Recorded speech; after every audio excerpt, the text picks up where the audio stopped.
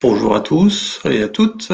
Merci d'être présents pour ce webinaire consacré aux industries culturelles et créatives et notamment aborder la question du financement, même si le sujet est vaste. La thématique nous paraissait importante étant donné un petit peu le changement de paradigme qu'on peut observer au niveau des industries culturelles et créatives, notamment dans les modes de financement où on avait plutôt une tendance à les positionner sur des financements ou des approches plus en lien avec la culture.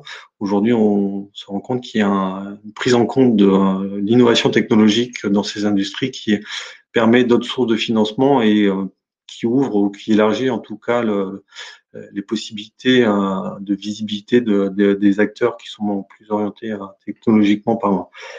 Donc, pour aborder ces questions sur ce webinaire, j'ai la chance et le plaisir d'avoir avec moi plusieurs intervenants et intervenantes pour aborder différents sujets avec une forte orientation européenne, parce que c'est des modes de financement aussi qui s'ouvrent aujourd'hui très bientôt sur ces opportunités de financement, mais aussi d'aborder en introduction le Senserium, qui reste un des outils de financement qui est un des plus anciens en tout cas que moi j'ai plaisir à accompagner auprès de nos adhérents. Donc, qui sera présenté par Gabriel Claret, qui est chargé de mission au sein du Sensei. On attaquera après la partie européenne avec Pierre-Yves Danet, qui est CTO au Research Lab d'Orange et vice-chair en charge de la stratégie au sein de NEM Initiative, qui est le méta-cluster des Européens des médias, pour nous présenter le programme cadre Horizon Europe avec un focus sur les industries culturelles et créatives. On enchaînera avec Margot Lacoste de responsable Europe créative sur la partie médias, pour aborder justement le programme européen Europe Créative, donc qui est le pendant d'Horizon Europe, qui est plus technologique, et Europe Créative, qui est plus en lien avec la culture. Une présentation par Mike Matton, qui est Head of International R&D Collaboration au sein de VRT Innovation et qui est vice-chair de NEM. Donc, grande implication du MetaCluster NEM Initiative, donc j'en suis ravi. Donc, pour nous présenter ce MetaCluster, les opportunités et la vision que porte ce MetaCluster au niveau européen. Dernier point au niveau présentation d'opportunités européennes avec Christopher Hammer, qui est un conseiller européen pour NCI Media et Media City Bergen Media Lab, qui vous parlera de l'appel à projet, du troisième appel à projet ouvert dans le cadre du projet européen Media Motor Europe, qui est un programme d'accompagnement. Et moi, je conclurai avec quelques infos, déjà une petite présentation minologique et quelques actualités et informations complémentaires. Mais étant donné la nécessité pour Gabriel de pouvoir être libéré rapidement, je vais lui passer tout de suite la main pour qu'il nous présente le Senserium. Gabriel, c'est à toi. Hop. Bonjour, vous m'entendez? Oui, j'ai l'impression que c'est bon. Merci David pour ton introduction et merci pour ton invitation. Je suis ravi d'être avec vous aujourd'hui. Alors effectivement, moi je vais vous parler du RIAM, donc un dispositif de soutien à l'innovation du CNC, qui est pas tout jeune, tu as raison de le rappeler, puisqu'il fête cette année ses 20 ans. Il a été créé en 2001 et il succédait à ce moment-là au PRIAM, qui avait été créé en 99. Donc il est encore plus vieux que ce qu'on pense. Mais c'est pas le plus vieux dispositif de financement des industries culturelles, vous allez voir, parce qu'il y en a un au CNC qui est encore plus ancien. Alors, rapidement, avant, qu'est-ce que c'est le CNC pour ceux qui ne connaissent pas? Donc, le Centre national du cinéma et de l'image animée, c'est un établissement public à caractère administratif qui est placé sous la tutelle du ministère de la Culture et qui est chargé de mettre en œuvre la politique de l'État dans les domaines du cinéma, de l'audiovisuel et du jeu vidéo. Alors moi aujourd'hui je vais vous parler du RIAM. Juste avant, je voulais vous parler rapidement du soutien financier aux industries techniques, qu'on appelle la CIT en interne pour Commission des industries techniques, qui fait partie au CNC du même service que le RIAM, le service des industries techniques et de l'innovation. Et la CIT, c'est donc un très ancien dispositif hein, et un gros dispositif qui peut accompagner une très grande typologie de projets et typologie de dépenses peut aller de l'innovation à de l'investissement, des études, de la formation, etc. La grosse différence avec le RIAM, c'est que la CIT va avoir un périmètre différent. Elle accompagne les prestataires techniques, ce qui veut dire qu'il faut faire du chiffre d'affaires en dehors de son groupe pour être éligible, et il faut fabriquer des œuvres dites de stock, donc des œuvres qui sont soutenues par ailleurs par le CNC, donc dans le domaine du cinéma, de l'audiovisuel et des jeux vidéo. Voilà, si vous êtes intéressé par ce dispositif, n'hésitez pas à consulter la page et vous avez le nom du chargé de mission, Thomas Grosperin, sur la slide. Donc moi au CNC, je suis chargé de mission RIAM, donc pour recherche et innovation en audiovisuel et multimédia. Et c'est un dispositif de soutien, alors précisément au programme de recherche et développement des entreprises privées dans les domaines donc de la production, du traitement, de la distribution et de la publication d'images et de sons, et donc ils doivent déboucher sur des nouveaux produits ou services innovants. Alors on a défini 4 grandes thématiques, 4 grandes ambitions pour l'appel à projet RIAM, que sont atteindre l'excellence visuelle ou sonore, renouveler la chaîne de fabrication des œuvres, faire circuler les œuvres et promouvoir l'offre légale, et offrir de nouvelles expériences aux joueurs et aux spectateurs. Alors cet appel à projet est volontairement très large, on souhaite adresser plein de marchés différents, toujours sur le secteur du cinéma, de l'audiovisuel et du jeu vidéo, mais on souhaite avoir des typologies de projets très variées. Seule contrainte au RIAM, c'est qu'encore une fois, il faut que ce soit des programmes de recherche et développement. Alors, le cadre réglementaire du RIAM, le RGEC, pour ceux qui connaissent, donc, et la catégorie RDI, pour recherche, développement et innovation, qui est fixée par la Commission européenne, définit ce type de projet innovant comme devant comporter un verrou technologique au moins, et dont le projet se propose de trouver une solution. Donc c'est comme ça qu'on définit si un projet est éligible au RIAM ou non. Est-ce que d'abord il comporte un verrou technologique et est-ce qu'il évolue, en tout cas est-ce qu'il adresse le marché du champ d'intervention du CNC, à savoir le cinéma, l'audiovisuel et le jeu vidéo. Alors au RIAM, pardon, on a 2 volets d'aide, que sont l'étude de faisabilité en amont et l'aide au développement, l'aide à la R&D. Hein. En gros, si vous voulez, ces 2 types de volets interviennent à des étapes différentes de la vie d'un même projet. On a l'étude de faisabilité qui est en amont, qui est un pré-projet, où on va essayer de lever théoriquement le ou les verrous technologiques. Et ensuite, on a l'aide au développement, donc l'aide à la R&D, où on va lever ces verrous de manière opérationnelle. Alors, les livrables aussi vont varier un peu entre la faisabilité et la R&D. La faisabilité, on va être sur de la documentation, sur des comptes rendus, des choix technologiques finalement. Et sur la R&D, on va être sur la commercialisation finalement d'une nouvelle offre, d'un nouvel service ou l'internalisation de nouvel outil finalement qui va servir à améliorer, enfin en tout cas à avoir un gain de productivité. Sur la forme des 2 aides, il y a bien sûr aussi des différences. Sur l'étude de faisabilité, on est plafonné à des devis de 100 000 euros, avec une aide qui peut atteindre 50% de ce devis, donc une aide maximum de 50 000 euros intégralement en subvention. Et sur l'aide à la R&D, il n'y a pas de plafond au devis. Bon, dans les faits, on se limite à 1 million d'euros. On a du mal à accompagner beaucoup de projets au-delà d'1 million d'euros. Avec une aide qui peut aller jusqu'à 45% de ce devis. Et avec une subtilité néanmoins, c'est que pour les gros projets, les projets les plus ambitieux, il peut y avoir un mix entre subvention du CNC et avance remboursable par BPI France. Parce que le RIAM, c'est un partenariat entre le CNC et BPI France qui est opérateur de l'aide. Ce qui signifie que c'est BPI France qui mettra en place l'aide si vous avez un avis favorable de la Commission. D'ailleurs, ceux qui sont habitués au dossier de demande de financement BPI France se rendront compte que la trame du dossier suit une trame classique de dossier BPI France. Alors peut-être que vous posez la question, quel intérêt finalement d'aller voir le RIAM plutôt que les produits financiers que BPI France possède déjà finalement, puisque dans tous les cas, ce sera BPI France qui mettra en place l'aide.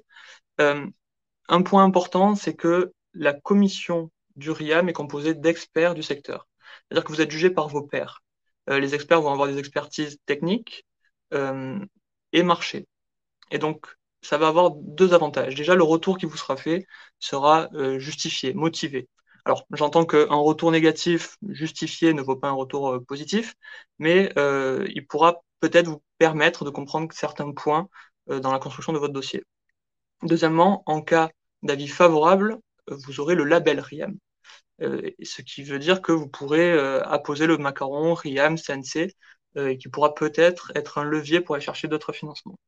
Voilà, je vais faire la parenthèse des avantages du REAM. Donc le REAM, c'est ouvert à toutes les entreprises, enfin toutes les entités économiques de droit privé, donc entreprises, associations, coopératives, en tout cas de droit privé et de moins de 2000 personnes.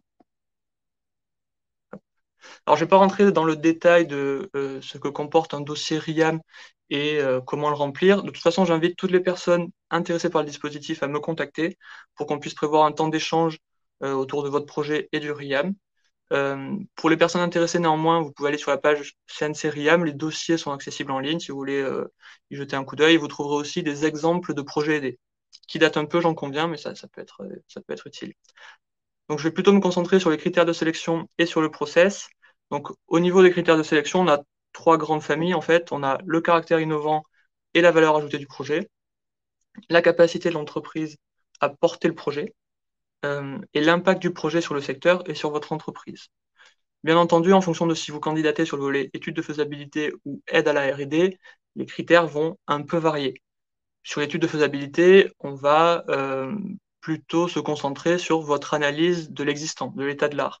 Tandis que sur l'aide à la R&D, on va vouloir s'assurer qu'il y a bien un modèle d'affaires et un marché pour votre projet. Voilà. Ou si c'est un outil à usage interne qui a un impact sur la productivité. Alors, le critère d'éco-conditionnalité, ce n'est pas un critère du régime RDI, mais bien entendu, vous en doutez, les experts seront sensibles à l'impact que votre projet pourra avoir du point de vue des développements durables. La labellisation par un pôle de compétitivité, au hasard minalogique, ajoute de la crédibilité à votre projet. Et vous l'aurez compris, finalement, la crédibilité, c'est un peu le nerf de la guerre des projets RIAM. Crédibilité d'un point de vue technique, sur votre connaissance de l'existant, sur votre capacité technique à développer le projet, et crédibilité économique, donc votre modèle d'affaires, la santé financière, la stratégie de l'entreprise. Alors au niveau du process, slide suivante. Au niveau du process, tout ce qui se passe en amont de la commission, ça se passe avec moi côté CNC, et tout ce qui se passe après la commission, si vous avez eu un avis favorable de la commission, ça se passe côté BPI France. Alors, tout ce qui se passe avant avec moi, c'est donc la construction du dossier. N'hésitez pas à me solliciter autant que de besoin, dans la limite du raisonnable, mais pour vous aider à construire le meilleur dossier possible. Une chose qu'il faut avoir en tête, c'est que c'est la date de dépôt du dossier qui ouvre l'éligibilité des dépenses. Ce qui signifie qu'il faut, dans son calendrier, avoir en tête qu'il faut déposer le dossier avant de commencer le projet. Et donc, vous pouvez faire un dépôt au fil de l'eau. C'est-à-dire que si vous déposez le dossier le 10 mai, ben, les dépenses commencées à partir du 11 mai sont éligibles. Par contre, il y a des dates limites pour participer à certaines commissions. Et ces dates de clôture de dépôt sont positionnées 1 mois et demi avant les commissions. Il y a 5 commissions par an. Ensuite, si vous avez la labellisation, eh bien, généralement, il s'écoule un délai de 3 mois avant la mise en place de l'aide, qui peut évoluer. Donc, c'est quelque chose qu'il faut avoir en tête, c'est qu'on est quand même sur un temps long. Et entre la date de dépôt du dossier et le déblocage de l'aide, il s'écoule plusieurs mois pendant lesquels vous financez votre projet sur fonds propres. Donc, dans votre plan de financement, c'est quelque chose à avoir en tête quand même. Il y a d'ailleurs une règle stricte au niveau santé financière des entreprises qui candidatent, qui est imposée par la réglementation RDI, c'est la règle des 1 euro d'aide pour 1 euro de fonds propres. Ce qui signifie que vous ne pouvez pas demander un montant d'aide supérieur au niveau de vos fonds propres. Notion des fonds propres qui est élargie aux quasi-fonds propres, donc c'est une notion un peu plus large qui englobe notamment les comptes courants d'associés s'il y en a, les prêts participatifs, par exemple. Alors, quelques chiffres et je m'arrête là. Voilà. Donc, au RIAM, on a un budget annuel de 1,5 million pour la partie subvention du CNC et 3 millions pour la partie avance récupérable de BPI France. On étudie environ une soixantaine de projets par an. C'est peu, c'est vraiment très peu pour le CNC, où c'est pas rare d'avoir des commissions qui analysent 60 projets par commission. Ce qui nous permet d'avoir des temps longs d'échange en commission et qui nous permet de vous recevoir en soutenance pour les gros projets. Voilà. Et on a une sélectivité d'à peu près 50%, ce qui est pas mal quand on sait qu'il y a des aides à l'innovation qui ont un taux de sélection de 10%. Donc voilà, j'invite toutes les personnes intéressées par le dispositif à me contacter. Vous avez mes coordonnées ici, et sinon je peux répondre à vos questions tout de suite. Merci. Merci, Gabriel. Donc, comme je l'ai mis dans le chat, je vous propose de poser des questions à Gabriel si vous en avez, sachant qu'il va devoir nous quitter assez rapidement, ce qui va nous permettre aussi techniquement de basculer sur la présentation de Pierre-Yves Danet, qui va nous présenter les appels à projets dans le cadre d'Horizon Europe et plus spécifiquement ceux en lien avec les industries culturelles et créatives. Je n'ai pas le sentiment qu'il y ait beaucoup de questions. Moi, j'en avais une, c'était de préciser peut-être les prochaines dates. On les a vues, mais tu les avais pas forcément dites. Effectivement. Alors attends, je me remets sur les dates. Donc on a la prochaine commission à laquelle vous pouvez participer, c'est le 8 juillet, avec une date de dépôt le 21 mai. Donc ça va arriver très vite, dans 2 semaines. Et sinon, il y a une commission le 14 octobre avec une date de dépôt fin août et une commission mi-décembre avec une date de dépôt fin octobre. Très bien. Première question, la production d'événements culturels live et en replay en réalité virtuelle sont-ils éligibles? Alors, excuse-moi, ça a légèrement coupé quand tu as posé ta question. La production d'événements culturels live et en replay en réalité virtuelle sont-ils éligibles? Alors, au RIAM, on a une éligibilité très large des projets. C'est-à-dire que ce soit flux ou stock, live ou pas, peu importe, quelque part, les experts vont se demander si l'innovation qui est présentée pourra servir à moyen terme au champ d'intervention du CNC, donc sur des applications peut-être moins live, plus stock. Néanmoins, ce qu'il faut comprendre, c'est que le RIAM n'est pas une aide à la production d'œuvres, mais vraiment une aide aux outils, enfin aux projets d'entreprise. Donc, il faut que le projet ne soit pas trop lié à la création d'une œuvre. Donc, on ne prend pas en compte les dépenses de création artistique ou on prend que des dépenses de création technique et l'innovation, en tout cas l'outil technique qui est présenté, devra pouvoir servir à plusieurs œuvres. On n'est pas sur des soutiens de la production d'œuvres. Très bien. Est-ce qu'un dossier déposé par un consortium entreprise laboratoire d'université est éligible? Alors, les consortiums ne sont plus éligibles au RIAM. Il faut que les projets soient portés par une entreprise spécifiquement. Par contre, des partenariats avec des laboratoires de recherche avec lesquels il pourrait y avoir des transferts technologiques, etc., sont bien sûr les bienvenus. Ça ajoute de la crédibilité au projet. Il faut juste essayer de respecter. Donc, nous, on se dit qu'on a une limite de sous-traitance qui est de l'ordre de 30% du devis. Il faut essayer de faire passer, donc, du coup, ces transferts technologiques avec le laboratoire ou l'université en sous-traitance. Et ensuite, dans le détail, je vous invite à me contacter. Mais les partenariats avec labo et université sont bien sûr les bienvenus.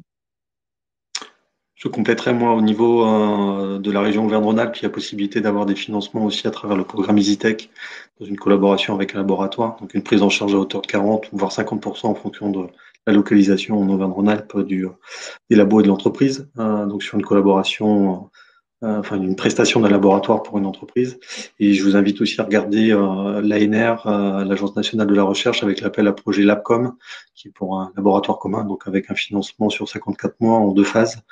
6 mois et à hauteur de 50 000 euros max pour définir la feuille de route en termes de recherche pour le laboratoire et pour voir son implication dans la feuille de route stratégique en termes de développement business, produits et services de l'entreprise. Et après, donc les 48 mois restants et les 313 000 euros restants sont pour le déroulé de cette feuille de route collaborative entre le laboratoire et l'entreprise. Donc là, c'est plus une collaboration vraiment définie entre les deux structures. Et puisqu'on parle de cumul finalement de subventions, en tout cas d'aides publiques, il faut savoir que donc le RIAM est cumulable avec d'autres aides publiques, pas sur les mêmes projets, donc pas sur les mêmes typologies de dépenses, sauf avec le CIR, le crédit impôt recherche. Voilà, vous pouvez cumuler RIAM et CIR sur les mêmes dépenses. Très bien. Est-ce qu'il y a d'autres questions? A priori, je pense qu'on a fait le tour. Je te remercie beaucoup, Gabriel. Je sais que tu as un emploi du temps aussi très chargé pour le reste de la journée, donc on va te libérer tranquillement. Et puis nous, on va profiter de la place chaude que tu as prise pour faire monter notre intervenante ou intervenant avec nous. Pendant ce temps, je pense que Pierre-Yves a pu se préparer pour son intervention. Donc, Pierre-Yves, je Oui. te passe la main pour nous faire découvrir un petit peu le scope d'Horizon Europe, notamment sous un prisme industrie culturelle et créative. Ok, merci David et bonjour à tous. Donc je vais vous faire une petite présentation. Elle est assez longue pour le coup. Je vais essayer de passer et de vous pointer les éléments clés. Hein, et dans tous les cas de figure, vous aurez les slides et vous pourrez les consulter, éventuellement nous poser des questions après.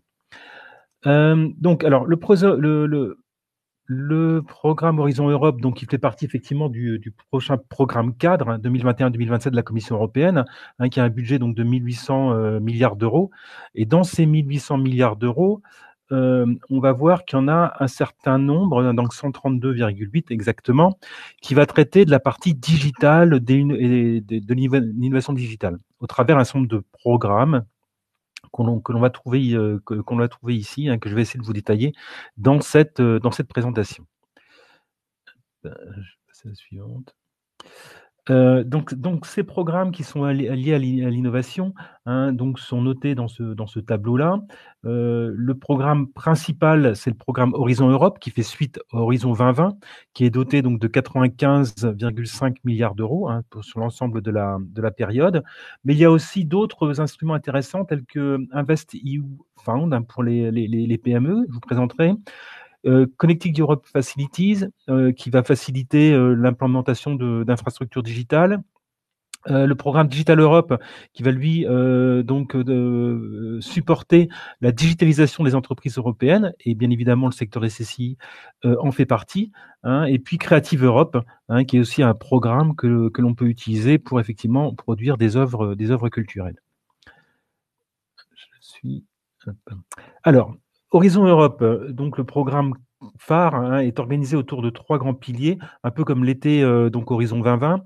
Un pilier excellence qui est vraiment de la recherche amont, avec un certain nombre je dirais de sujets qui sont plutôt du type bottom-up, hein, c'est-à-dire que toute proposition est bonne à analyser, mais par contre, il faut effectivement que ce soit sur sur la recherche fondamentale, on va dire, hein, donc c'est très lié à la recherche, oui, à la recherche fondamentale. Donc derrière ça, il y a le programme European Research Council, hein, qui va justement accueillir ce type de projet.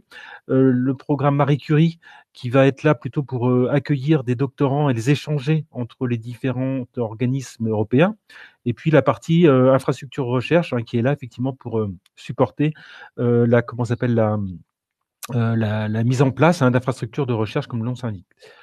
Le pilier 2, qui lui est la recherche plutôt applicative, on va dire, hein, qui va être appliqué à différents secteurs donc verticaux tels que la santé, la culture, la sécurité, le digital et l'industrie, le climat et puis l'alimentation et l'environnement, et qu'on détaillera par la suite. Et le pilier 3, qui lui va être là pour comment dire, accompagner les PME, les startups, qui vont tirer parti des résultats des projets européens pour pouvoir en faire du business. Hein, donc l'idée, c'est d'accompagner justement ces structures, hein, ces organismes, pour les aider à aboutir à des success stories. Donc le budget, hein, d'Horizon Europe, donc 95 milliards et donc est de cette nature. Donc on retrouve effectivement donc des secteurs clés, hein, qui vous concernent sur la partie inclusive et Creative Society pour 2,2 milliards d'euros, hein, mais aussi dans la partie digitale, il y a un certain nombre de choses qui peuvent nous intéresser, hein, pour un montant de 15 milliards d'euros. Voilà. Alors, pour ce qui concerne NEM, hein, parce que c'est une présentation que j'avais faite à l'époque à NEM, on a effectivement essayé de trouver quels étaient les acteurs auprès de la direction, des directions de la commission, hein, qui portent chacun des domaines qui effectivement concernent, hein, le média et les CCI. Donc on les retrouve ici, hein, et c'est assez intéressant donc de les connaître de manière à pouvoir discuter avec eux et voir quelles sont leurs attentes réelles au regard des appels à projets qui sont ouverts. Quand on regarde je dirais le programme tel qu'il est aujourd'hui, par rapport au thème justement, hein, qui nous concerne, on retrouve dans Horizon Europe des thèmes qui nous concerne au niveau de la partie Next Generation Internet, que je vous expliquerai après. Sur le programme Digital Europe Programme, sur la partie Digital Innovation Hubs, que j'essaierai de vous détailler aussi. Sur la partie EIT, on a un nouveau KIC, donc Knowledge Institute, qui va donc traiter les aspects créative industrie et culture, et puis Creative Europe, justement dont je vous parlais tout à l'heure, qui va supporter justement la création donc d'œuvres culturelles. Alors, pour ce qui concerne le budget que je voulais présenter tout à l'heure, donc ceux qui vont nous concerner explicitement sont ceux-là que je vous ai détaillés, et puis la partie le KIC EIT, dont je vous parlais tout de suite, là, qui va accompagner justement donc le développement de produits innovants ou de solutions innovantes. Alors, pour détailler un petit peu, donc dans le pilier 2, le pilier donc applicatif, on va dire, donc j'ai repéré dans l'ensemble des sujets qui sont ouverts 4 ce qu'on appelle des clusters, 4 sous-domaines dans lesquels on retrouve potentiellement donc des sujets qui peuvent intéresser notre domaine. Donc bien évidemment sur le cluster culture, sur le cluster sécurité, sur le cluster digital et sur le cluster énergie et mobilité. Donc sur le cluster donc culture et créativité, donc on voit qu'il y a un certain nombre de sujets qui intéressent notre domaine. Donc je ne vais pas les détailler tout de suite, vous les aurez.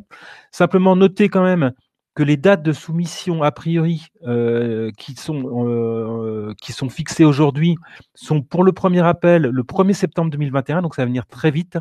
Et pour le deuxième appel, ce sera en avril 2022. Alors, ce sont encore des dates qui ne sont pas encore complètement validées parce que le programme n'est toujours pas validé par la Commission.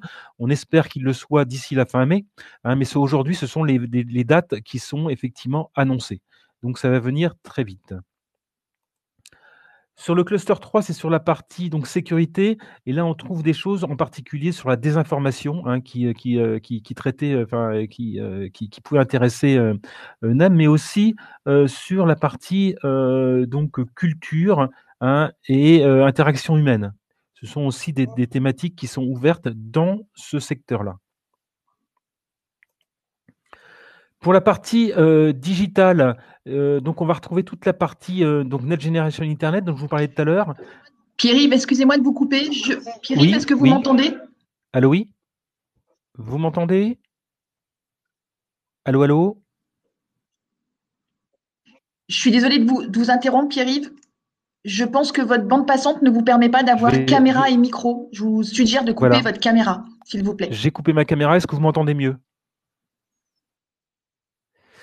Ok, désolé. Donc pour la partie donc digitale, là on va retrouver donc dans le cadre du Next Generation Internet toute la partie interaction immersive, donc tout ce qui concerne effectivement donc la réalité virtuelle, la réalité augmentée, réalité mixte et ainsi de suite, qui sont effectivement traités dans ce domaine-là. Donc avec pareil donc des dates de soumission de fin août, début septembre.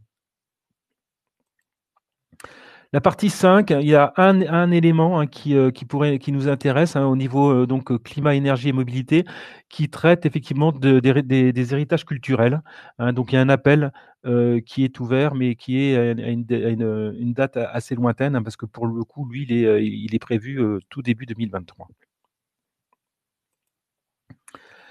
Donc, on a essayé de faire aussi un mapping entre justement ces différentes thématiques qui sont ouvertes et puis l'agenda stratégique de NEM, et on retrouve effectivement pas mal d'éléments donc dans les différents clusters, ce qui est quand même de bonne augure. Ça veut dire que ce qu'on avait prévu dans notre agenda stratégique est quelque part reflété dans le prochain programme cadre. Alors, en ce qui concerne le programme Digital Europe, donc il y a un thème qui pourrait nous intéresser, c'est autour des Digital Innovation Hubs, et peut-être que Mike Matten en parlera après. Il s'agit effectivement de mettre en place des structures, des organismes qui vont être là pour faciliter la digitalisation des entreprises. Et donc, il y aura effectivement des Digital Innovation Hubs qui traiteront la partie CCI, comme celui de Mike en particulier, qui pourront aider effectivement l'adoption des technologies digitales dans le monde donc des creative industries. Le parti Kik, donc Kik sur le CCI, donc ça c'est la partie aval, on va dire, du programme. L'idée effectivement, c'est aussi dans ce programme-là de réutiliser l'ensemble des résultats des projets de recherche un petit peu plus amont, pour en faire effectivement des produits innovants et des produits business. Donc là, il y a des choses qui sont à traiter. Alors c'est un Kik qui ne sera lancé qu'en 2022. Donc, on n'a pas encore les dates des appels aujourd'hui. Il est en cours de montage. Il a été validé par la Commission européenne, mais il n'est pas encore opérationnel. Donc, on aura beaucoup plus d'informations en 2022. Et donc, la partie Creative Europa, donc je dirais le programme qui est effectivement plutôt hébergé par Creative Industry, donc il est en cours de montage aussi.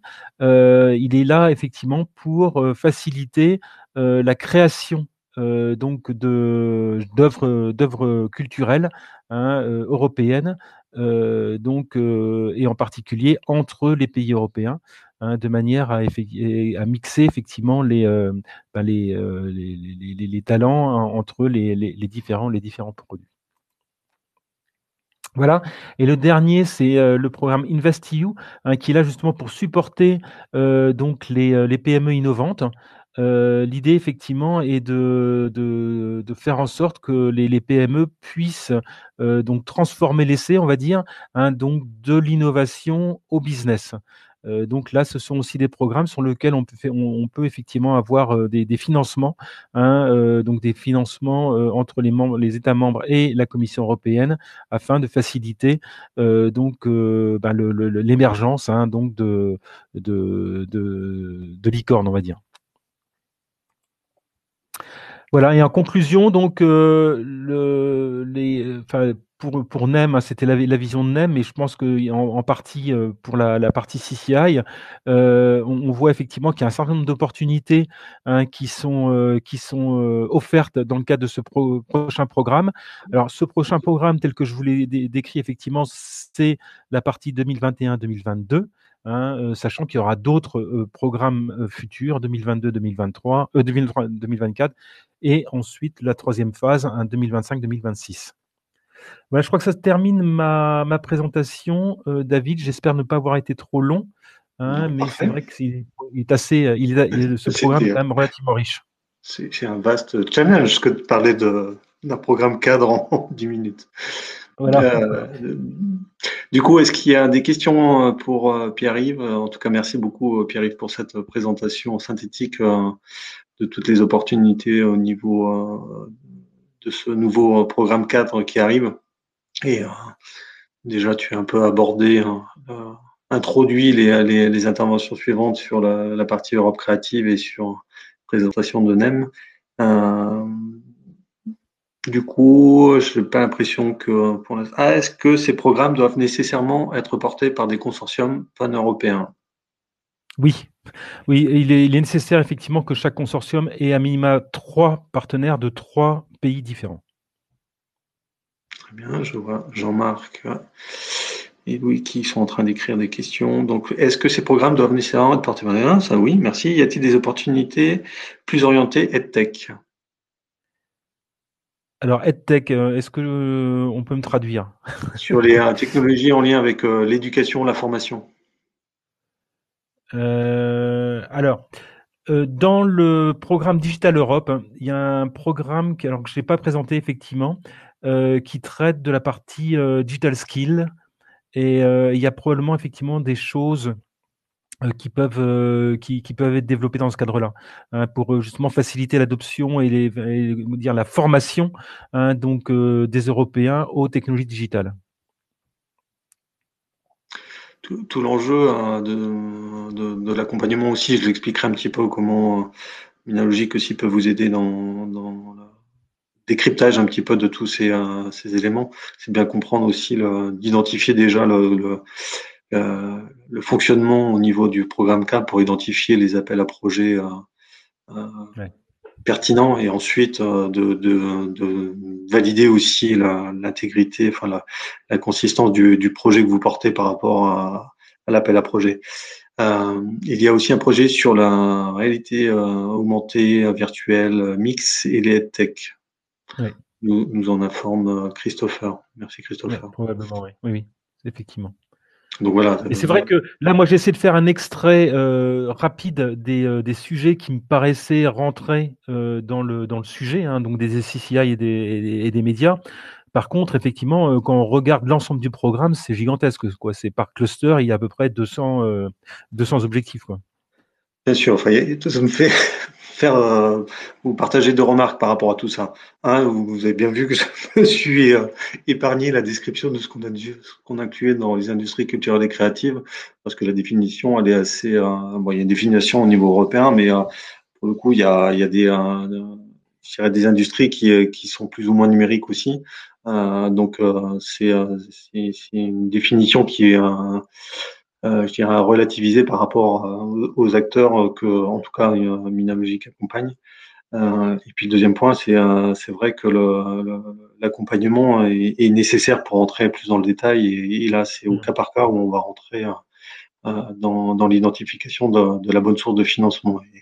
Et là, il est tout seul. Enfin, faut être soit avoir des personnes, des ressources en interne qui sont déjà affûtées à ce genre de démarche, ou alors s'adosser avec des gens qui accompagnent, des structures qui accompagnent, qu'elles soient comme une logique des pôles de compétitivité ou comme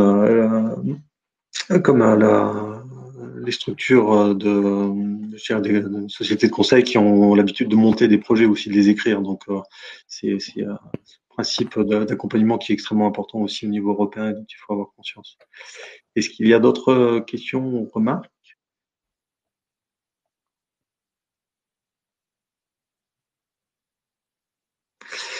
Sinon, pour aborder, vous accompagner aussi sur la dimension peut-être plus créative, on va justement pouvoir donner la main à Margot Lacoste, qui est responsable Europe Créative Média sur le relais Culture Europe, qui est une des structures aussi qui est en mesure de vous accompagner sur cette partie des projets européens et des financements européens dans le cadre d'Europe Créative. Est-ce que Margot est connectée? Si elle m'entend, elle peut allumer son micro et sa vidéo. Je la vois parmi les animateurs et animatrices.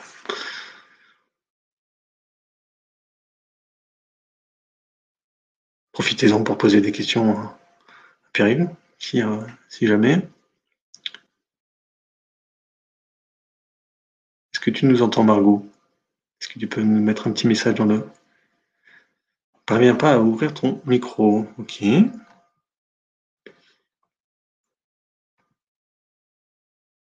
Oui. Bon. C'est tout bon. Est-ce que tu nous entends?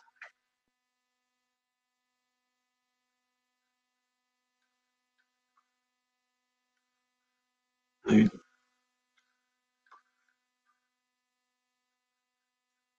Est-ce que tu nous entends? Est-ce que tu arrives à te reconnecter, Margot? Voilà. Semble bon. Bonjour. Bonjour, merci. Vous m'entendez bien? Oui, parfait. Je te laisse la main. Bonjour à toutes et à tous et merci à l'équipe de Minalogic pour votre invitation. Donc pour faire suivre, je vais vous proposer de vous faire une rapide présentation, plutôt un premier décryptage autour du programme Europe Créative, donc programme de la Commission européenne, qui va être là dans le cadre également à l'instar des autres programmes présentés précédemment, qui vont être relancés pour la période 2021-2027. Peut-être avant de vous présenter le programme, je vous propose de me présenter, de présenter la structure pour laquelle je travaille. Donc, le Relais Culture Europe est une structure associative. Donc, nous sommes basés à Paris. Et l'objet du Relais Culture Europe est d'accompagner les acteurs de la culture sur les enjeux de la coopération européenne. Nous sommes également, à ce titre, donc du coup, nous avons diverses missions et projets en lien avec les questions de coopération européenne. peut-être le cadre dans lequel on se présente aujourd'hui, c'est aussi parce que nous sommes nous avons la mission d'être le bureau Europe Créative en France. Donc, dans le cadre de l'accompagnement sur le programme Europe Créative, des bureaux sont basés dans l'ensemble des pays européens. Et donc, notre travail en tant que bureau français est d'accompagner les acteurs sur une bonne mobilisation du programme, que ce soit de l'information au niveau des appels à projets ou plus largement peut-être à l'écosystème qui est généré par ce programme et par les acteurs qui sont impliqués dans ce programme. Donc, notre mission, c'est vraiment de vous accompagner dans la bonne mobilisation d'Europe Créative, donc de l'idée du projet, si vous souhaitez déposer des candidatures jusqu'à son dépôt, qu'il s'agisse vraiment de la question de la conception, voire même de recherche de partenaires, et puis tout simplement aussi de l'accompagnement aussi technique par rapport aux formalités pour les dépôts des candidatures, et aussi plus largement de pouvoir aussi fédérer un peu toutes les ressources à la fois d'information, d'activité, de networking qui sont générées et par le programme, les bureaux Europe Créative et surtout aussi par tout cet ensemble d'acteurs qui sont partie prenante du programme Europe Créative. Donc notre rôle se situe vraiment dans l'accompagnement au niveau de la question de l'instruction et de la sélection des candidatures. Tout est centralisé par l'Agence exécutive pour l'éducation et la culture qui est basée à Bruxelles. Et on est dans cette logique de complémentarité entre une mission d'accompagnement et l'instruction et sélection gérée par cette agence exécutive.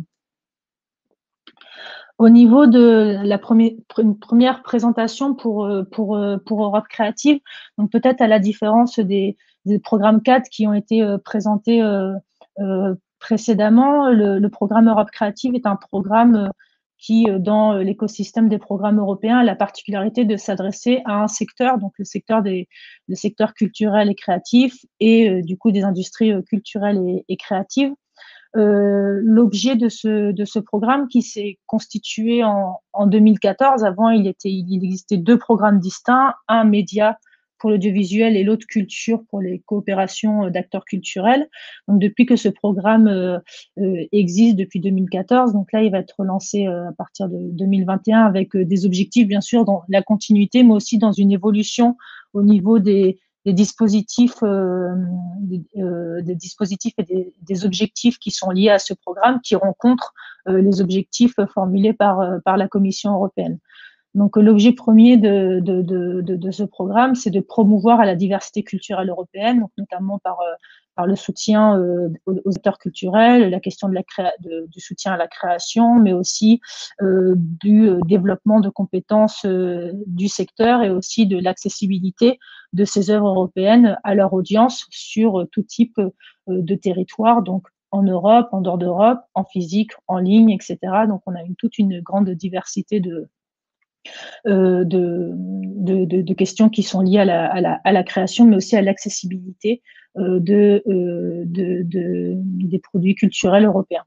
Le deuxième point, c'est aussi de renforcer la compétitivité du secteur européen, donc audiovisuel, culturel et créatif, à travers des mécanismes de soutien qui viennent soutenir des initiatives qui permettent de constituer un écosystème européen en termes de places de marché, de plateformes ou de réseaux européens d'acteurs culturels et dans lequel Europe Créative est très actif. Le troisième est en ligne donc avec les objectifs portés notamment par le nouveau Green Deal européen, par les objectifs de la relance européenne, notamment attribués à la question du numérique, c'est vraiment d'accompagner ce secteur dans sa transition à la fois écologique et numérique, et peut-être aussi plus particulièrement à accompagner le secteur culturel et créatif à être un secteur qui soit bien représentatif de sa diversité culturelle, notamment en termes de développement des talents, aussi des questions de parité femmes-hommes, de représentation des différents acteurs et créations qui représentent aujourd'hui la diversité culturelle européenne. Et aussi également une nouveauté dans ce nouveau programme Europe Créative, c'est que désormais, il soutiendra également des mesures d'action vraiment dédiées aux médias d'information. Donc, c'est un nouveau secteur qui rentre aussi dans le périmètre d'Europe Créative. Pour cela, c'est un programme qui est dédié, qui a une enveloppe budgétaire pour les 7 années de 2,4 milliards d'euros. C'est un programme qui est en nette augmentation par rapport à la précédente programmation de plus 50%. Et cette augmentation est signifiée notamment, ciblée aussi par la volonté d'accompagner ce secteur dans ses nouveaux objectifs, donc à la fois sur les questions de transition écologique et numérique, et puis également aussi de participer à l'ouverture du programme aux acteurs des médias d'information.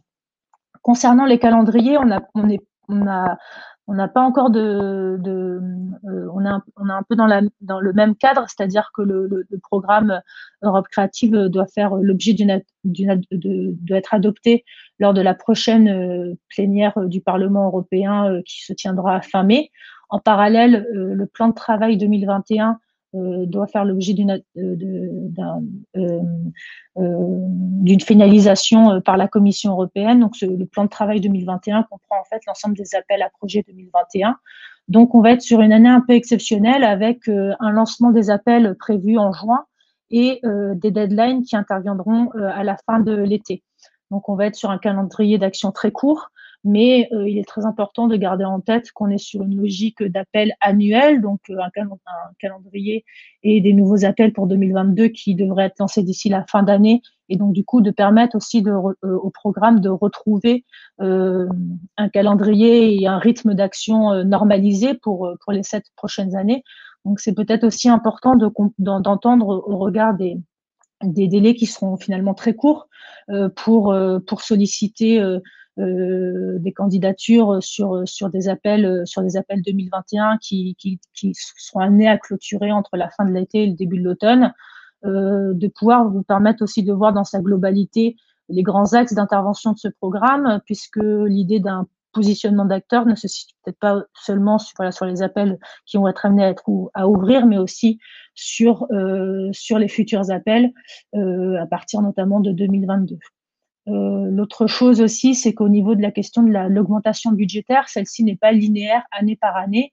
Il y aura une augmentation par rapport à l'année 2020, qui était la dernière année de clôture du précédent programme. On aura une année 2021 qui sera une enveloppe pour les appels qui vont courir sur l'année 2021, qui vont être relativement relevés, mais surtout une augmentation budgétaire qui sera aussi très surtout ciblée sur les appels pour les années 2022-2023, justement pour permettre à la fois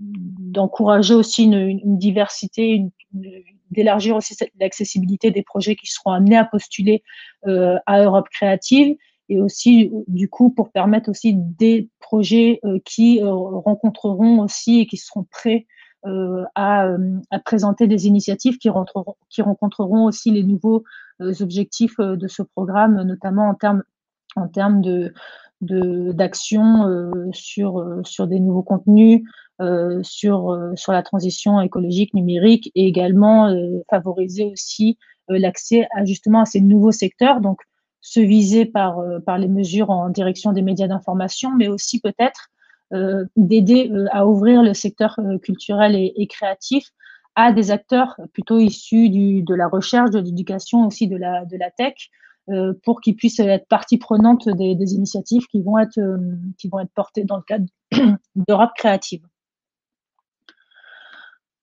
Pour vous présenter l'architecture d'Europe Créative, donc pour les personnes qui connaissaient ce programme, on est sur une architecture d'un programme en 3 volets, donc ça sera toujours le cas dans le cadre du nouveau programme, avec donc une architecture en 3 volets, et dans chacun des volets décliné en une série d'appels, donc au rythme, dans la plupart des cas, annuel. Dans le cadre de médias, donc c'est le volet qui est dédié au secteur audiovisuel européen. La particularité de médias, c'est vraiment d'avoir des appels à propositions qui permettent d'intervenir sur la chaîne de valeur, et donc du coup de soutenir des projets qui peuvent faire effet levier dans ce cadre-là. Le scope de médias concentre toute une diversité d'acteurs qui interviennent sur la chaîne de valeur, et au niveau des filières telles qu'on les connaît dans le milieu de l'audiovisuel, ça intervient bien sur le cinéma, l'audiovisuel, les œuvres immersives, donc tout ce qui est XR, et également le jeu vidéo. Le volet culture, c'est le second volet d'Europe créative, qui lui est dédié à l'ensemble des acteurs culturels et créatifs, qui a la particularité plutôt de soutenir des projets de coopération, notamment de plateformes et de réseaux. Le but ici, c'est vraiment de participer à la fois au développement des secteurs culturels et créatifs par le développement des compétences, mais aussi des pratiques culturelles par des nouveaux types de création, de développement d'audience auprès des nouveaux publics. Donc là, on est sur des typologies d'actions qui sont différentes par rapport à médias, puisqu'on est plutôt sur des projets dont le cœur est la coopération et qui peuvent contenir toute une série de différents objectifs, de projets ciblés, donc allant du développement de compétences au développement des publics, et qui, je l'ai pas noté ici, je m'en excuse, va aussi intégrer désormais une série d'actions sectorielles qui étaient avant portées plutôt par des actions pilotes, donc en dehors du programme formel d'Europe créative sur la précédente programmation. Donc notamment avec la pérennisation du soutien au secteur musique avec Music Move Europe, un appel renforcé pour le soutien à la littérature et à la traduction littéraire, et voilà, une pérennisation au niveau de ces soutiens sectoriels en complément des actions historiques, on va dire, du volet culture, donc sur l'accompagnement sur des projets de coopération. Un troisième volet qui a commencé à émerger en cours de programmation précédente, qui est le volet transsectoriel. Ce volet transsectoriel est donc là également pérennisé et surtout renforcé dans cette nouvelle programmation. À la fois, l'objet de ce pilier transsectoriel, c'est de rapprocher les acteurs culturels, audiovisuels, de la technologie, de la recherche et de l'éducation à travers des initiatives communes, donc sur des projets communs en coopération entre acteurs européens, et également de soutenir les médias d'information, donc avec des nouvelles actions qui seront dédiées au soutien de ce secteur-là à travers derrière des impératifs d'accompagnement, de soutien au pluralisme des médias, l'indépendance des médias, et puis également de développement d'éducation en termes d'éducation aux médias. Je vous propose du coup de vous faire une rapide présentation, peut-être plus centrée à la fois sur le volet média du programme, puis après sur le volet transsectoriel du programme. Donc la média va rester sur une logique, sur la même logique d'appel que sur les années précédentes, mais il va être désormais orienté sur trois piliers, 3 clusters. Le premier qui est les appels qui vont soutenir la création audiovisuelle. Donc ici, il y a des appels qui sont dédiés à ce soutien-là, en fait, sont dirigés directement vers les producteurs indépendants, qu'il s'agisse de producteurs de films, audiovisuels, unitaires, séries, fiction, animation, documentaire, mais également des producteurs d'œuvres immersives et de jeux vidéo. La particularité de ce soutien, c'est qu'il est, il est dirigé vers le soutien au développement de ces œuvres-là, et surtout pour des œuvres qui sont dans une logique de collaboration européenne. Donc, on vise principalement ici des projets qui ont vocation à être des coproductions européennes entre producteurs indépendants, et aussi qui ont vocation aussi à s'exporter à minima sur le territoire européen. Si le soutien est principalement focalisé sur le soutien au développement d'œuvres, il y a également un soutien prévu pour une aide à la production, mais uniquement pour les œuvres audiovisuelles, donc séries ou unitaires, qui est également possible. En ce qui concerne le long métrage, la coproduction de long métrage, le soutien à la production et dans une logique de complémentarité entre les différentes initiatives européennes, même en dehors de la Commission européenne, le programme Eurimage du Conseil de l'Europe soutenant la coproduction de films de longs métrages européens. Média, c'est plutôt centré sur le soutien au développement en ce qui concerne les producteurs indépendants. Le deuxième pan de Média, c'est tout ce qui est lié au business et donc du coup à accompagner le déploiement d'un écosystème européen dans sa structuration, de l'accompagner aussi à son renouvellement et du coup à son développement, notamment en matière numérique. Donc, dans les initiatives existantes et qui vont être amenées aussi à évoluer, une des initiatives historiques, c'était le soutien à la formation. Donc, en fait, c'était de soutenir des réseaux de formation à travers que s'il s'agisse de résidences d'écriture, de réseaux de producteurs, mais aussi de formation de plus en plus envers les nouveaux métiers, notamment en ce qui concerne la distribution en ligne, des formations européennes aussi dédiées plutôt à la question de diversification des financements ou alors d'aller explorer d'autres marchés en dehors d'Europe. Aujourd'hui, va être recentré à la fois sur des formations vraiment sur les talents, donc pour accompagner la création, donc notamment à la fois les talents, les créations émergentes, et également le développement des compétences. Donc ici, peut-être aussi renforcer l'accompagnement des professionnels européens au-delà des réseaux préexistants qui ont été soutenus dans le cadre de cet appel formation, de les renforcer aussi vers le développement de nouvelles compétences, notamment en ce qui concerne les questions d'écologie. Donc, par exemple, la question de décarboniser cette industrie-là, de repenser nos processus de production et de fabrication, et puis également peut-être aussi de circulation des œuvres avec l'enjeu de la visibilité des œuvres européennes sur l'espace numérique, par exemple.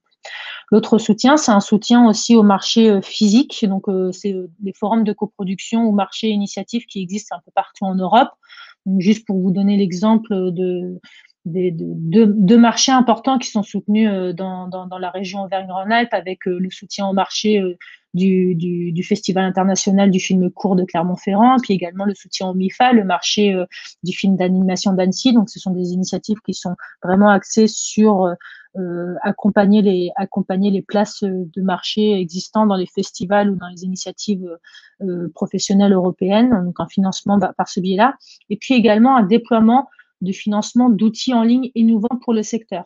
Sur la précédente programmation, il s'est surtout manifesté par le déploiement justement du pendant digital de ces marchés ou de ces réseaux européens en termes de production, donc d'outils de base de données ou d'outils de gestion de production. Donc, à travers des plateformes qui sont notamment générées par les marchés, donc par exemple Cinando par le marché du film de Cannes ou CoproCity pour le festival du film européen des Arcs, mais tout autre type d'initiatives aussi peuvent aussi rentrer en compte dans ce déploiement d'outils en ligne, et c'est peut-être là aussi où il y a l'intérêt pour le secteur audiovisuel européen de trouver des nouveaux types de partenariats avec des acteurs de la tech en termes pour trouver des nouveaux modes de monétisation des œuvres, des nouveaux modes de gestion aussi de circulation des œuvres, et puis peut-être aussi accompagner en termes de nouveaux processus de fabrication et de distribution qui auront intérêt à pouvoir s'appuyer sur cette nouvelle action qui sera notamment renforcée budgétairement au niveau de l'appel qui sera ouvert, dédié vraiment au soutien aux outils en ligne innovants pour le secteur audiovisuel. Puis, un autre soutien particulier et historique de médias qui est le soutien aux distributeurs de films, aux agents de vente, qui en fait permet de favoriser l'investissement et l'investissement dans les œuvres européennes et surtout dans les œuvres européennes non nationales, et ce qui a permis c'est l'un des soutiens historiques de médias. C'est un programme qui existe depuis 30 ans qui a permis vraiment de favoriser la circulation des œuvres européennes en salle, puisque à travers un mécanisme de soutien qui permettait du coup d'engager les distributeurs et les vendeurs internationaux de films à investir dans des films européens non nationaux, et donc du coup par ce système de mécanisme de soutien à créer une circulation au niveau de la diffusion des films en salle.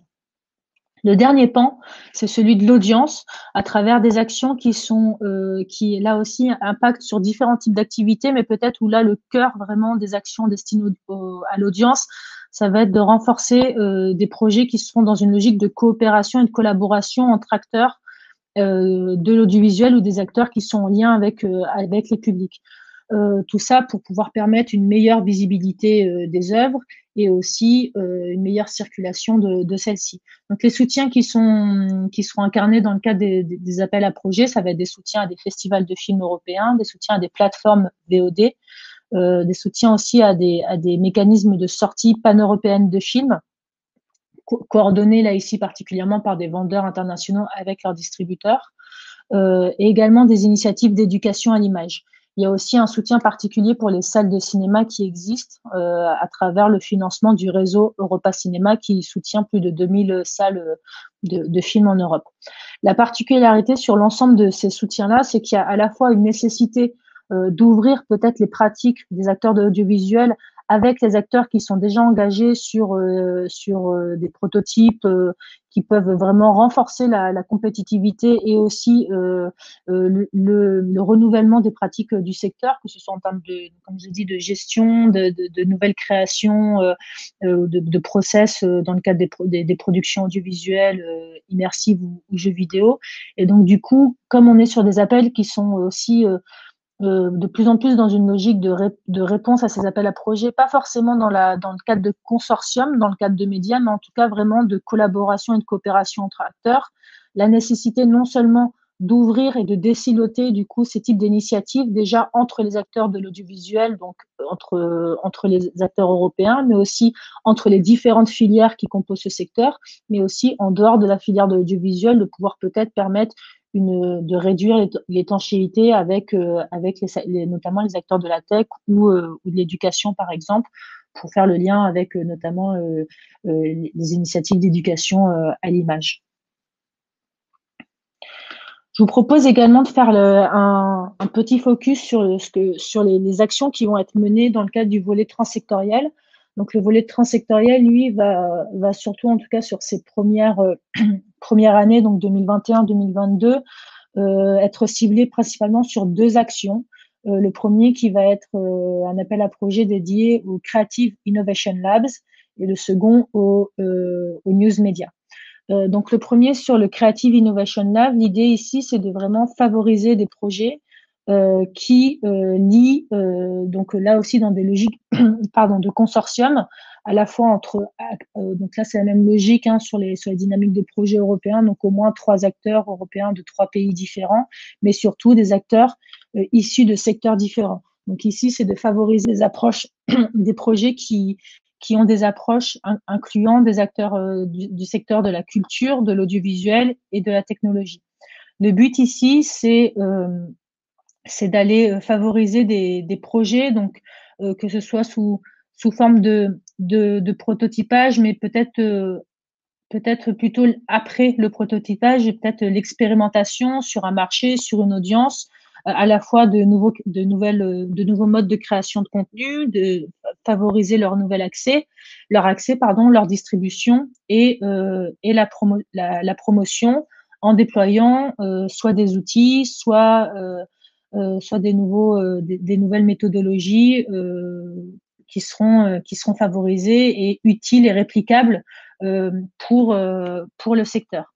Donc ici sont vraiment recherchés tout un ensemble de structures issues de ces différents secteurs-là, qu'elles soient publiques ou privées, et peu importe leur taille. C'est vrai que Europe Créative ayant la particularité peut-être de viser des acteurs qui sont plutôt des entreprises petites et moyennes entreprises, voire start-up, etc., au niveau de la dimension des acteurs qui vont capter ce programme. L'autre action, donc les actions qui seront dédiées plutôt aux médias et au pluralisme, donc l'idée, ça sera de soutenir du coup le secteur des médias ici pour faire face au changement technologique que rencontre du coup la presse et le journalisme, en soutenant notamment des actions d'éducation aux médias, mais également des collaborations innovantes entre les médias et peut-être aussi entre les acteurs de la technologie pour faire face à la question de la monétisation des contenus journalistiques, de leur production, de l'intégration aussi d'algorithmes ou d'outils mêlant l'intelligence artificielle pour pouvoir permettre de travailler à des médias qui puissent lutter face à la question des fake news notamment. Donc voici pour les deux axes que je souhaitais un peu présenter sur Europe Créative. Donc, dès qu'on sera en mesure de pouvoir vous présenter les appels à projets 2021, donc ça sera notre travail d'être vraiment le plus réactif possible et le plus accessible possible. Pour cela, on proposera bien sûr des ressources sur nos sites, des réunions d'information. On travaille beaucoup sur une approche collective, donc on essaie de favoriser au maximum des ateliers d'accompagnement jusqu'à des ateliers d'écriture pour les dépôts de candidature, bien sûr l'accompagnement technique et aussi bien sûr un pendant individuel à travers, voilà, on est disponible, moi et toute l'équipe du Relais Culture Europe pour pouvoir répondre à vos questions si vous souhaitez vous positionner sur le programme. Je vous remercie. Merci beaucoup Margot, ça a été très complet et très dense. Est-ce qu'il y a des questions pour Margot? Je ne vais pas être très insistant étant donné qu'on a un timing qui est très serré. Et du coup, je vais, s'il n'y a pas de questions, je vais passer la main à Mike Matton tout de suite pour nous présenter NEM et déjà illustrer aussi la question du réseau. Quand on parlait au niveau de l'Europe, le montage de projets implique aussi de trouver des partenaires au niveau de l'Europe. Donc, Mike va nous présenter un petit peu un méta-cluster, qu'on appelle un regroupement de clusters nationaux et notamment autour du média. So Mike, the floor is yours if you want to introduce a NEM initiative. It's your turn. Merci beaucoup David. Bonjour à tous, also de mon part. Je vais changer en anglais, mais s'il y a des questions, n'hésitez pas à les poser en français. So good afternoon, everybody. I'm here to present you the NEM initiative. My name is Mike Matton. I work at VRT. VRT is a public service media organization, public service broadcaster for the Dutch-speaking community in Belgium. I'm not here to talk about VRT. I'm here to talk about my other position, which is a vice chair in the NEM initiative. Just a little word on what Pierre has said just a few minutes ago. I will not talk about digital innovation hubs. Know that my organization, VRT, is coordinating a digital innovation hub proposal for media and creative industries in Belgium. If you're interested to connect on that, feel free to contact me, but I will mainly be focusing here on the NEM initiative. So a little bit of history about the NEM initiative. Actually, the NEM originated as part of an initiative from the European Commission under the FP7 framework, the 7th framework program, where they launched European technology platforms. In the meantime, these European technology platforms as such are no longer supported by the European Commission itself, but the NEM community, which is a community to gather the research and innovation community for media and creative industries in Europe, is still existent and still continuing its activities. So a little bit about the objectives of NEM. NEM stands for New European Media, and NEM wants to bring together what I said, media and the creative and culture industry research community in order to collaborate. And we want to collaborate with this community on different levels. First of all, a main share of the work that NEM does is the creation of strategic policy documents. And I list a few here. I will present them in a minute very briefly. NEM created a vision for the next decade on where Europe, media and creative industry should move towards. Another document that Pierre-Yves already mentioned is a strategic research and innovation agenda, highlighting the topics that the community feels the EU should support in their future research and innovation programs, and so also in the now new Horizon Europe and the Digital Europe program. And then on dedicated topics, NEM brings together relevant stakeholders to write position papers, also to share with policy stakeholders and with the wider community, sharing insights and positions on dedicated topics within the community. So next to that, NEM is organizing and participating events. There is the NEM Summit, which normally takes place on a yearly basis. Last year, of course, due to COVID, we had to change it to a digital edition. And also this year, there will be a digital edition of the NEM Summit where the community can come together. It will take place towards the end of this year, but the dates are yet to be announced. So check the NEM website or subscribe to the NEM mailing list to get updated on that. And NEM also frequently participates in different industry events to link its community to the wider ecosystem. Furthermore, NEM organizes dialogues with policymakers, so basically taking the inputs from the vision, the strategic research and innovation agenda, and the position papers, try to actively bring it on the table with the policymakers and try to establish a dialogue with them and talk with them on these matters in order to, again, to try to influence and to bring insights to the policymakers on what the community is looking for in the coming years. And then finally, NEM also offers networking and matchmaking opportunities for the community, and especially for the creation of common projects under the different programs that the EU is launching, and that were very nicely presented by Pierre-Yves earlier. A little bit on the overall vision of NEM. So NEM is all about fostering a strong and independent European ecosystem for media and creative industries. And NEM wants to enable Europe taking the lead in the digital revolution while embedding the core European values. And there is a lot to say on the core European values, and there are 5 of them that NEM really wants to support. I will present them in a minute. And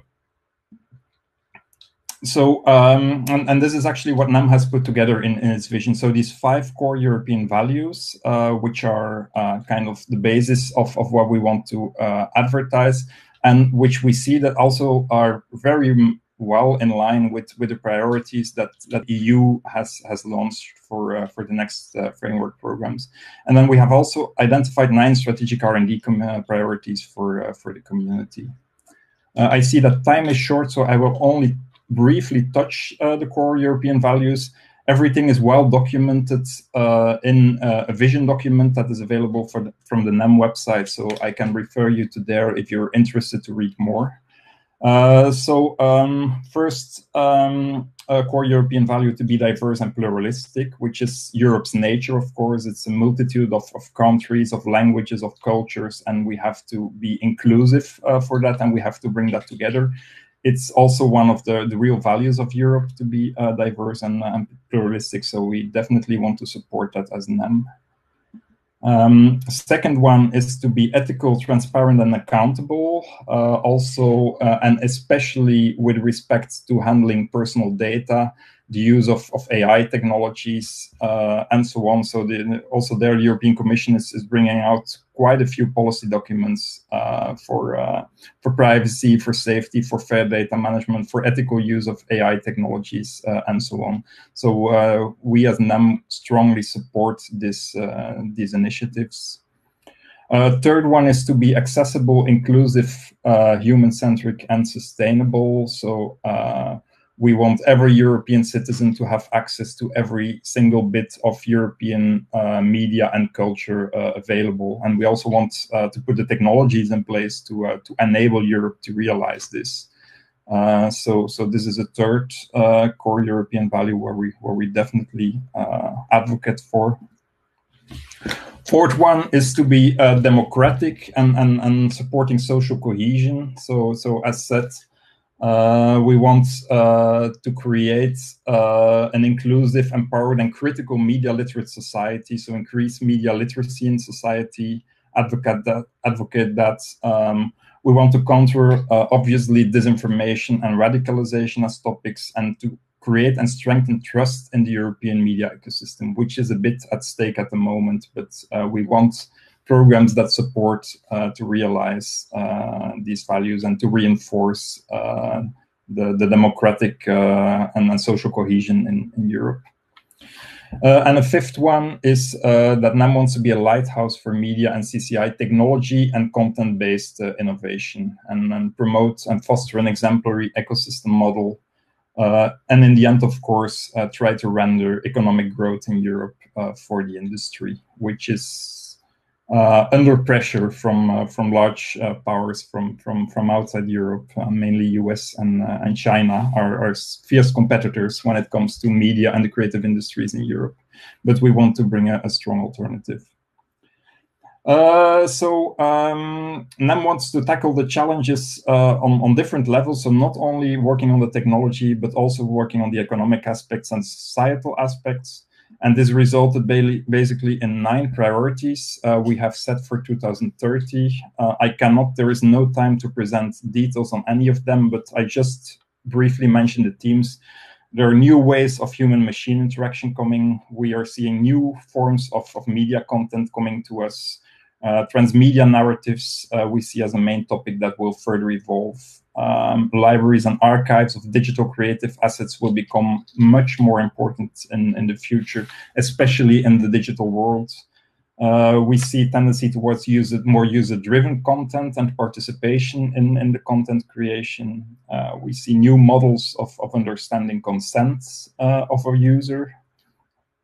We see new sensing devices moving towards us. There is the evolution towards 5G and the 5G media slice. And if you read European policy documents, we are even moving to 6G in the future. And then finally, methods for auditing and countering algorithmic bias. 2 more things to go. So we have brought it together in a vision document, which was launched last year in April. It's available on the website of NEM, neminitiative.org. And then a second document that is related to this, which was also launched last year in June 2020, is the NEM Strategic Research and Innovation Agenda, which we revise every 1 or 2 years, which was also mentioned by Pierre-Yves already in the past. So the current topics are future media formats, smart media networks, AI for media and content, and then a set of future media applications and challenges. Also there you can find all the details in the document that's available on the website. So basically that's it. If you're interested to join this community, to join the discussions of NEM, and to actively participate in all the documents and events that NEM is organizing for the community, feel free to register yourself on the website of the NEM initiative. Becoming a member of NEM is free of charge. The only thing you have to do is to register yourself on the website of NEM, and then you will be kept up to date about all the activities. So thank you very much, and looking forward to answering questions if there are any. Thank you very much, Mike, for this quick but very complete presentation. I suggest that we wait for the question at the end of the webinar in order to answer to the question for you and for Christopher. And I let the floor to Christopher to speak about the Media Motor Europe call.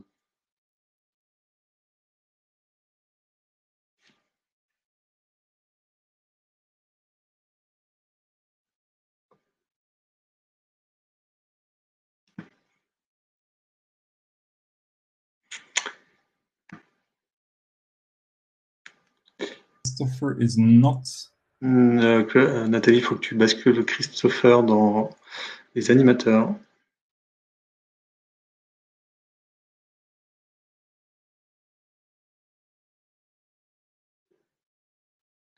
N'hésitez pas à poser vos questions pour Mike et à venir pour Christopher.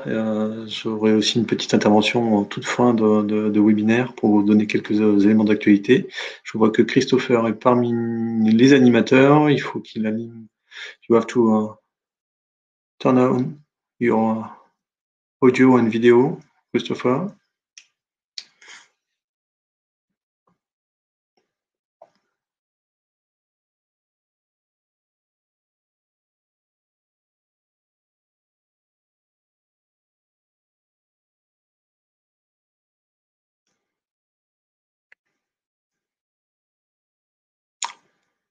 Do you hear me, Christopher? Yes, you're coming. So. Évidemment, je trouvais le.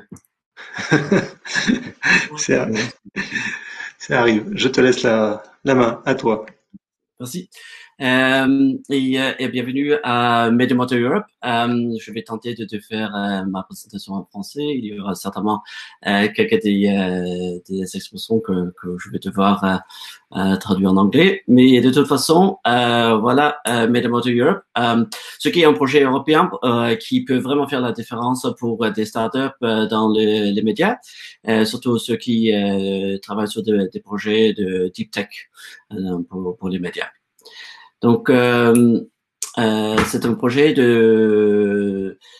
qui offre des cycles de 6 mois pour des startups de recevoir de mentoring et développement et introduction au tout l'écosystème européen des médias pour développer votre startup et faire des introductions au niveau des investisseurs et des clients potentiels. Dans le consortium, nous sommes ensemble avec VRT et Mike, que vous connaissez déjà, Metacity Bergen, qui est un cluster en Norvège qui représente plus de 200 membres de toute partie du écosystème des médias et qui certains d'entre eux sont des leaders au niveau mondial dans le secteur. Donc, c'est un milieu assez dynamique. Avec nous avons deux autres écosystèmes et incubateurs. C'est le cluster Sofia Knowledge City en Bulgarie et Thermi en Thessaloniki en Grèce. En plus, il y a Athens Technology Center qui a développé une plateforme de communication entre les startups et les membres du consortium et leurs coaches. Fast Track qui est surtout intéressant pour beaucoup de startups qui représentent un réseau d'investisseurs. Et finalement, F6S, je crois beaucoup d'entre vous connaissez déjà, qui est un réseau de startups et qui facilite le recrutement des candidats pour le projet.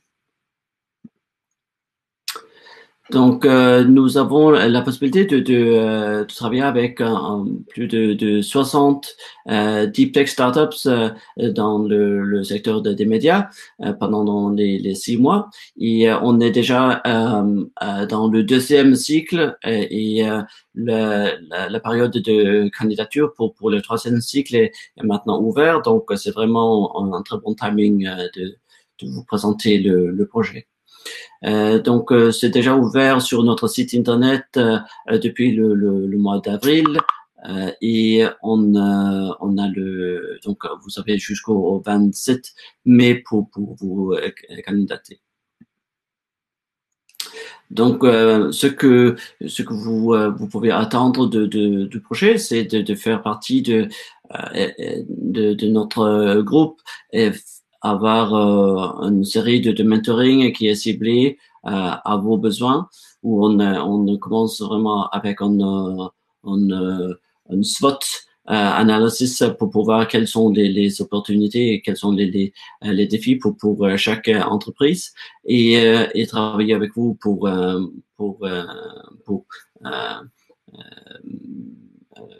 développer le startup pendant les 6 mois. En parallèle, on fait des introductions au niveau des investisseurs, aux sociétés de médias pour pouvoir pitcher votre solution. Et on a accès à tout l'écosystème, donc peu importe quel est le focus de votre solution, il y aura des possibilités de faire des pitchs au niveau des clients potentiels. Donc, si vous avez un produit qui est dans ce domaine, voici c'est votre opportunité. Et on a focalisé le projet sur 5 secteurs ou défis dans des médias en particulier. Donc ici, il va falloir que je vous dise en anglais. Donc, c'est le fight against the fake news, accessibility and inclusion for those with disabilities. On travaille sur human-machine interaction, protection of personal data and data-driven media market. Et si jamais vous travaillez avec une solution qui est deep tech pour les médias, mais qui n'est pas parmi les 5, on a aussi la catégorie autre. Donc, il y a la possibilité aussi de vous candidater, même si vous avez d'autres focus que les 5. Et bon, on a déjà parlé un peu de ce que nous puissions vous offrir au niveau de coaching et les introductions. Ce qui est important, c'est que nous avons aussi la possibilité de showcase votre startup. Malheureusement, il y a peu d'opportunités de faire des présentations aujourd'hui à NAB, IBC ou Slush ou Web Summit, mais on a développé notre propre concept digital qui vous donne la possibilité de parler avec notre réseau d'investisseurs et clients potentiels vers la fin de votre cycle de 6 mois. Quels sont les critères pour se candidater? Bon, il faut que vous êtes un PME, vous êtes basé en Europe ou dans l'Union européenne ou dans un des pays associés avec Horizon 2020. Il faut que vous êtes au moins 2 personnes dans la société et que vous avez déjà un produit qui puisse être testé lors d'un pitch pour un client, disons. Et bien évidemment que c'est un produit ou une solution qui est basée sur Deep Tech. Donc voilà, ça c'est mes démonstrations en bref. Et n'hésitez pas de nous contacter soit par des social media ou moi-même directement si vous voulez. Et donc la possibilité de se candidater avant le 27 mai. Merci. Merci beaucoup Christopher pour cette présentation. Pour information, vous retrouverez le webinaire sur la chaîne YouTube Minalogic, donc vous pourrez retrouver tous les éléments de contact fournis sur les présentations et vous pouvez bien évidemment passer par Minalogic pour retrouver les contacts et on fera avec grand plaisir les mises en relation. Je te laisse réfléchir Christopher sur la définition de Deep Tech pour répondre en fin de webinaire. Je vais très vite enchaîner sur les éléments que je voulais vous présenter aussi très rapidement. Donc, juste pour signaler que Minalogic, c'est un pôle de compétitivité en Auvergne-Rhône-Alpes qui a grand 4 domaines stratégiques en termes de technologie, la micro-nano-électronique, la photonique, le logiciel, contenu et usage. On est plus de 450 adhérents, donc ils regroupons des entreprises, des laboratoires de recherche et des écoles d'enseignement supérieur avec 3 niveaux de services qui sont la mise en réseau au niveau régional, national ou européen, de favoriser l'accompagnement et l'identification de sources de financement pour cette innovation principalement sur les technologies que j'ai citées, donc sur toute la chaîne de valeur du numérique, et de vous accompagner et d'accompagner cette innovation dans son développement économique et d'atteindre les marchés attendus. Le pôle s'inscrit dans sa phase 4 qui est une série de phases qui constituent un petit peu la feuille de route stratégique des pôles, donc qui est définie par l'État. Donc depuis 2019, le pôle s'inscrit dans cette feuille de route avec le renforcement des écosystèmes. Donc, il y a eu une intégration du pôle Imaginov qui regroupait justement les industries culturelles et créatives et les contenus et les usages, et la volonté de renforcer aussi la visibilité à l'Europe. L'accompagnement minalogique spécifiquement par rapport à l'Europe s'inscrit dans la continuité finalement de ce qu'on fait au niveau de l'innovation, donc de définir ensemble la meilleure stratégie d'innovation et de son financement, d'aller chercher des partenaires éventuellement pour renforcer les collaborations ou monter des consortiums, d'aider à l'amélioration du dossier par des relectures, des recommandations, voire soumission à des expertises, d'apporter la labellisation ou un soutien par des lettres aussi bien du pôle que des membres de l'écosystème, et puis après de réaliser un suivi d'exécution du projet, de valoriser des retombées du projet. Dans le cadre aussi plus spécifiquement au niveau projet européen, ça a été une des actions d'aujourd'hui, c'est de vous aider concrètement à comprendre ce que sont ces guichets européens déjà de manière macro, et après de rentrer avec vous sur, je dirais, la spécificité de tel ou tel appel à projet ou de telle source de financement, de vous aider à bien construire votre dossier. Donc, à travers des rendez-vous individualisés avec soit les directeurs techniques spécialisés sur un domaine, soit avec les personnes en lien avec l'Europe, notamment Laure Catin, qui est la responsable d'Europe au sein de Minalogic, de vous mettre en relation avec les bonnes personnes aussi. Comme je le disais, souvent un accompagnement est nécessaire. À travers les réseaux, on évoquait aujourd'hui NEM, mais il faut savoir que Minalogic est intégré dans différents réseaux, que ce soit la Phonolix 21 ou Silicon Europe sur les parties plus hardware ou digital. À l'image de Mediacité Bergen, on crée aussi des relations bilatérales et on essaie de, j'espère qu'avec Christopher, on pourra avancer aussi sur des constructions de projets collaboratifs ensemble. Mais voilà, c'est de travailler aussi à travers ces réseaux-là pour trouver des bons partenaires pour vous. Et enfin, pour améliorer le dossier, comme j'ai pu l'évoquer tout à l'heure.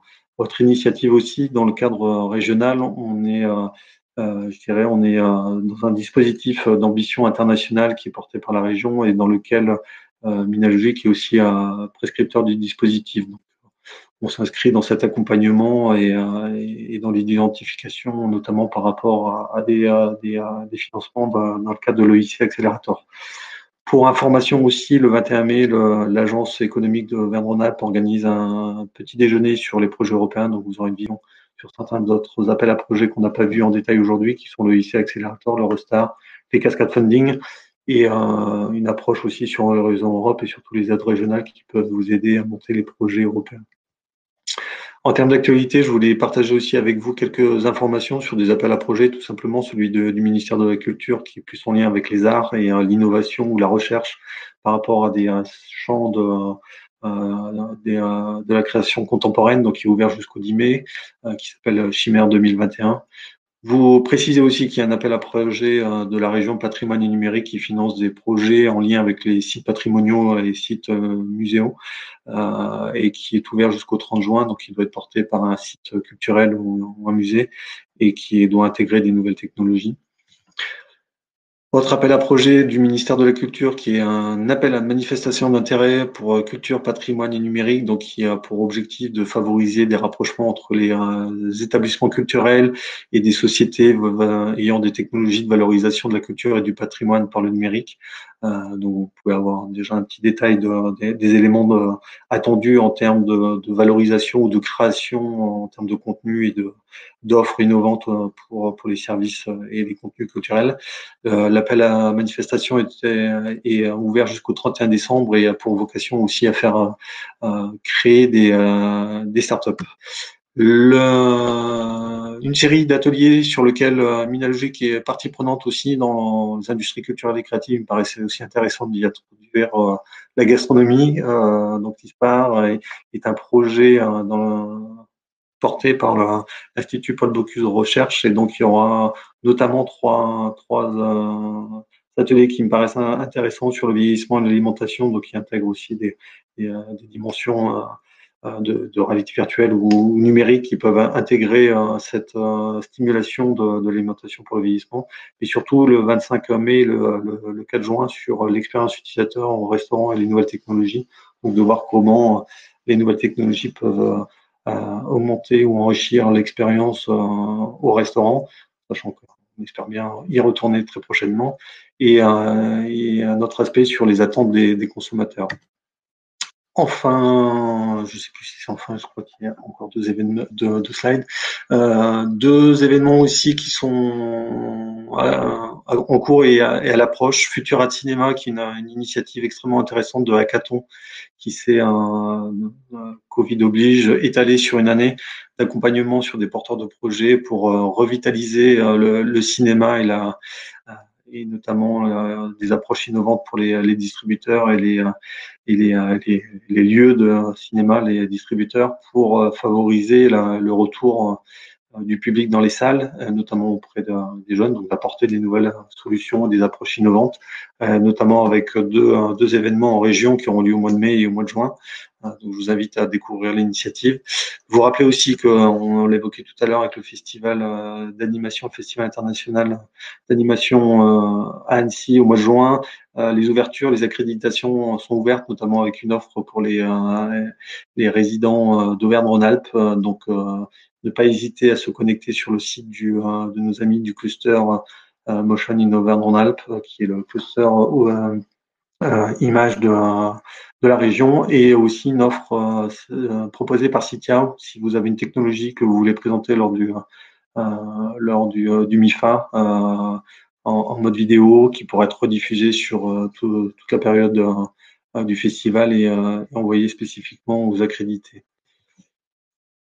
Dernière petite information, donc un Flash Incubation, qui est un programme d'incubateur sur 2 jours en mode Flash, qui vous permet de tester en format accéléré votre projet, donc les 28 et 29 juin par nos collègues du Damier à Clermont-Ferrand. Et une information aussi de l'incubateur Link à Paris, qui propose un reverse pitch avec Warner Media le 27 mai, donc qui vous permettra de proposer aussi de découvrir surtout la stratégie d'open innovation de la société. J'en ai fini. Très rapidement sur les questions, il y a eu la question pour Christopher, mais je peux répondre à la question sur la question dans Deep Tech, qui est un concept très marketisé aujourd'hui. Donc, en fait, la notion de deep tech est souvent issue de travaux de recherche complexes, issus des laboratoires. Donc, généralement, c'est des temps d'incubation de la technologie ou de l'innovation qui se fait sur une période assez longue, entre 3 et 5 ans, et qui aboutissent à une rupture. Enfin, en tout cas, ce qui est attendu, c'est une rupture technologique.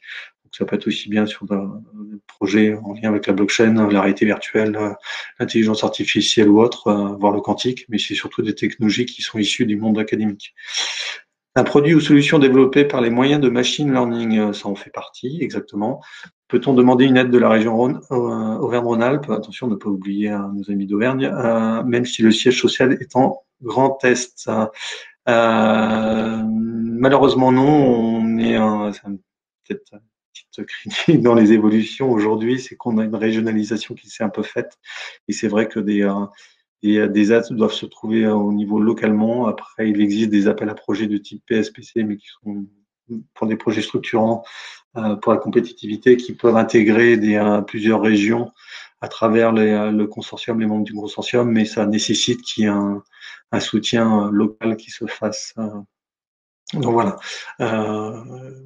Ceci dit, au-delà de la région, il y a malgré tout beaucoup d'initiatives aussi complémentaires. On n'a pas évoqué des aspects plus génériques, mais à noter que le concours d'Innov cette année, sur cette édition là qui va se clore le 11 mai, une thématique était intégrée notamment pour les industries culturelles et créatives, que pour les académiques typiquement qui désirent monter des projets européens, il y a la possibilité aussi de préfinancer des constitutions de réseaux à travers l'appel à projets de l'Agence nationale de la recherche MRSEI, donc montage de réseaux scientifiques européens et scientifiques, donc qui peuvent permettre déjà de préparer un consortium au vu d'un appel J'évoquais l'ANR Labcom entre collaboration académique et industrielle. Enfin, voilà, je pourrais évoquer aussi des croisements. On évoquait le cluster dédié au digital et au spatial au niveau européen. Savoir que dans les initiatives spatiales, l'exploitation des données et des contenus géospatiaux peut aussi être une source de développement de produits ou de projets culturels, de médiation, de culture scientifique, de jeux vidéo, etc. Donc, les champs des possibles restent aussi très larges. Je vais conclure sur cette dernière intervention, sachant qu'il est déjà 14h43. Je vous remercie beaucoup. Si vous avez le moindre question, n'hésitez pas à revenir vers moi et ma collègue Laure Quintin, que j'ai mentionné tout à l'heure. Et je voulais surtout renouveler mes remerciements aux intervenants et intervenantes d'aujourd'hui qui ont apporté un contenu très riche et très dense, et j'espère qu'il aura répondu à vos attentes.